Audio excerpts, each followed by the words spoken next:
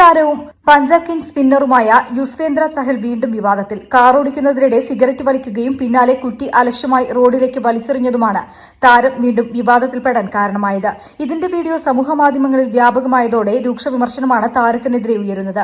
ഈ വീഡിയോയിലുള്ള ആൾ ചഹൽ തന്നെയാണോ എന്നുറപ്പില്ല. പ്രചരിക്കുന്ന വീഡിയോയുടെ ആധികാരികത സ്ഥിരീകരിക്കാൻ സാധിച്ചിട്ടില്ല. വീഡിയോ എപ്പോൾ എവിടെ വെച്ചെടുത്തതാണെന്ന് വ്യക്തമല്ല. മറ്റൊരു കാറിൽ സഞ്ചരിച്ചവരാണ് വീഡിയോ പകർത്തിയിരിക്കുന്നത്. വീഡിയോ സംബന്ധിച്ച് താരവുമായി ബന്ധപ്പെട്ടവരോ ചഹലോ പ്രതികരിച്ചിട്ടില്ല. ക്രിക്കറ്റ് താരങ്ങൾക്ക് പൊതുയിടത്തിൽ കാണിക്കേണ്ട മര്യാദ, പൌരബോധം, സാമൂഹിക പ്രതിബദ്ധത ഒന്നും ബാധകമല്ലേ എന്നാണ് വിമർശനമുയരുന്നത്. പൊതുയിടത്തിൽ നിരുത്തരവാദപരമായി പെരുമാറിയ ചഹലിനെതിരെ നിയമ നടപടികൾ വേണമെന്ന ആവശ്യവും ഉയരുന്നുണ്ട്. News desk media vision. എന്റെ ഫസ്റ്റ് ഡെലിവറി ഇവിടെ തന്നെയായിരുന്നു, നിസാർ ഹോസ്പിറ്റലിൽ തന്നെയായിരുന്നു. അതൊരു 6 വർഷം മുന്നേ.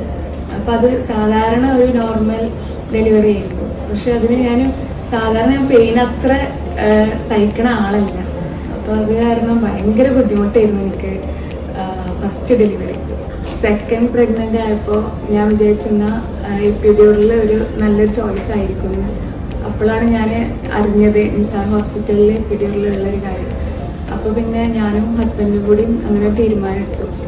ഞാൻ എടുത്ത തീരുമാനം വളരെ കറക്റ്റായിരുന്നു എന്ന് എനിക്ക് പിന്നെ എൻ്റെ ഡെലിവറി കഴിഞ്ഞപ്പോൾ തോന്നി. കാരണം ഞാൻ ഒന്നും അറിഞ്ഞില്ല. ആദ്യത്തെ എൻ്റെ ഡെലിവറി ഞാൻ ഒരുപാട് പെയിന് സഹിച്ചിരുന്നു.